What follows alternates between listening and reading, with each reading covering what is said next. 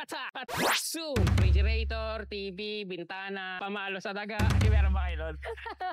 Meron kayong option mamili kung 4 wheels yung gusto nyo or yung 3 wheels. Parehas, nasubukan ko na mag-drive. Totoo lang, mas madaling i-drive itong 3 wheels compare dito sa 4 wheels. Kasi kapag ito ang gamit nyo, para na kayong nagda-drive ng kotse. Right now, ma'am, ano yung best seller nyo? Hero 2. Ano yung nagugustuhan ng mga mibili nito? Meron po kasi kaming Hero 1. Ito na po yung upgraded version. Maximum speed ng Hero 2. Ito po, sir. Dito rin ba yun? Opo. Ay, sa totoo lang, mas nagagandahan ako itong katabi niya. Ang ganda po ng combination ng kulay niya. Kaya po siya nagugustuhan ng karamihan. Pinakamabilis na pwede niyang itakbo, ma'am. 32 km per hour po siya. May speed 1, 2, 3 din po. Yung distance naman, ma'am, gano'ng kalayo yung pwede mo?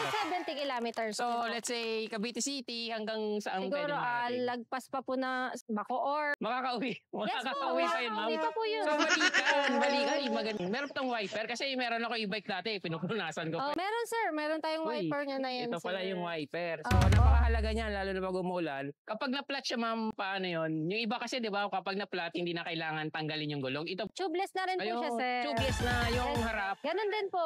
Sa likod. Pag ordinaryo po kasing gulong, sir, syempre po, kailangan pa po natin tanggalin siya Ah. para ma-vulcanize po siya. Eh, bakit si tubeless? Special. Bakit di na tinatanggal? Hindi na po kasi may sealant na rin po May siya. silat. Oo. Totoo yun. Kagamit kong e-bike since 2019. Tubeless na. Para kanino pala itong Hero 2? Kasi parang panglalaki lang ito. Pwede ba itong ipamalengke, ma'am?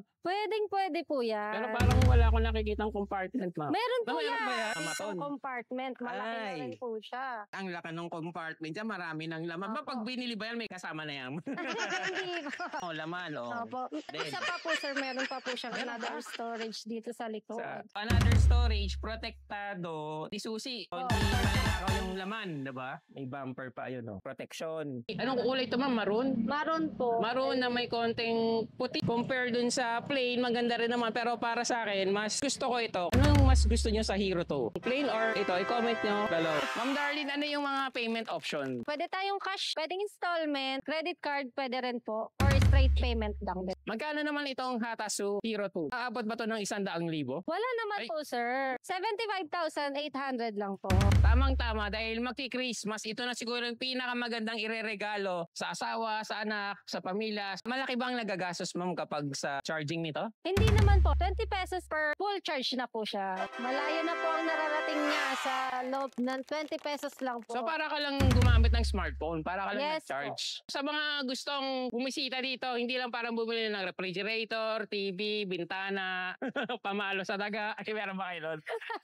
Saan makikita itong Hatasu? Saan dito sa Cavite? Dito lang po yan sa Home Along, Cavite City 2. Magkano naman itong Hatasu Hero 2? Aabot ba to ng 100,000? Wala naman po, sir. 75,800 lang po. Hi guys, this is Myrtle Sarasa together with Shopping Sensei. Please do subscribe to him here on YouTube.